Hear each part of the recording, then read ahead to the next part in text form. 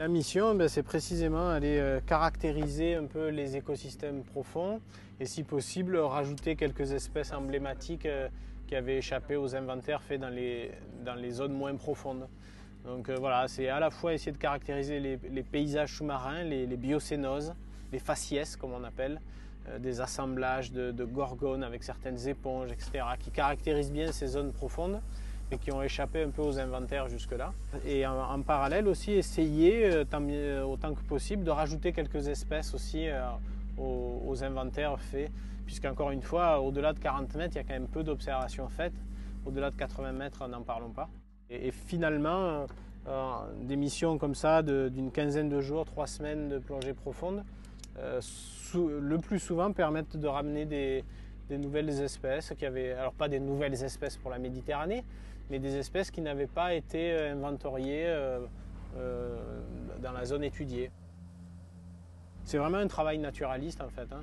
Aller voir ce qu'il y a et essayer d'en ramener un témoignage illustré et descriptif. Il faut que ça soit un vrai document scientifique, ces images, qu'on puisse identifier des animaux, qu'on puisse identifier des paysages. Et comme ça se passe à grande profondeur, ça complique tout, ça veut dire des plongées un peu engagées, avec de longs paliers de décompression, ça veut dire beaucoup de matériel. Et c'est vraiment ça notre savoir-faire depuis une dizaine d'années, c'est l'exploration naturaliste à grande profondeur, en tout cas au-delà de 60 mètres.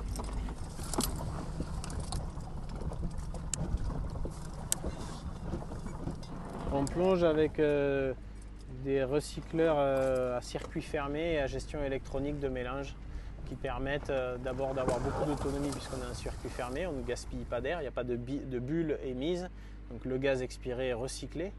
Et en plus avec une gestion électronique qui fait que le mélange que l'on respire s'adapte à chaque profondeur et permet d'optimiser l'ivresse des profondeurs au fond, d'optimiser la décompression quand on remonte. Ça fait une dizaine d'années, même un petit peu plus, qu'on plonge avec ça et c'est une vraie révolution en fait pour ce qui est de l'exploration en plongée.